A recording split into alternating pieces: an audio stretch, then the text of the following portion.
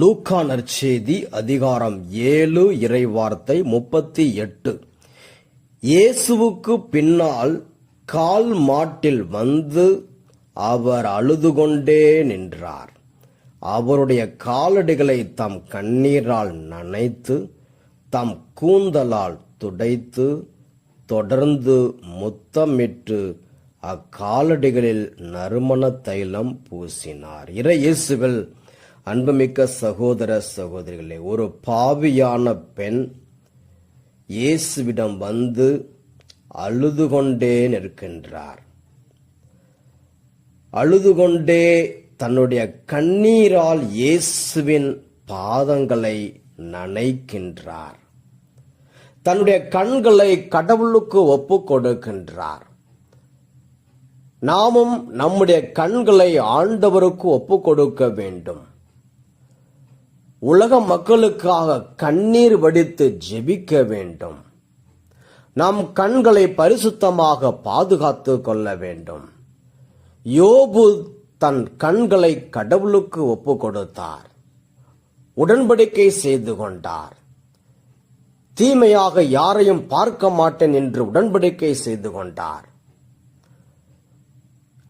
ஏவாள் அந்த உண்ணக்கூடாத பழத்தை பார்த்தார். அதை உண்ண வேண்டும் என்கின்ற ஆவல் வந்தது. ஆக நம்முடைய கண்களை கடவுளுக்கு ஒப்புக் கொடுப்போம்.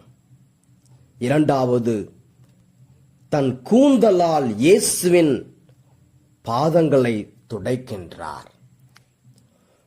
கூந்தல் பெண்களுக்கு மிகவும் முக்கியமான ஒன்று. கூந்தலை மிகவும் பராமரிப்பார்கள். அந்த கூந்தலால் இதுவரையிலும் நான் பாவம் செய்தேன் ஆண்டவரே, இதுவரையிலும் நான் ஆண்களை கவர நான் இதை பயன்படுத்தினேன், இனிமேல் இந்த கூந்தல் உமக்கே சொந்தம், இந்த கூந்தலால் உம்முடைய பாதங்களை துடைக்கின்றேன் என்று சொல்லி கடவுளுக்கு கூந்தலை ஒப்புக் கொடுக்கிறார். மூன்றாவதாக, தன்னுடைய உதடுகளால் இயேசுவின் பாதங்களை முத்தமிடுகிறார்.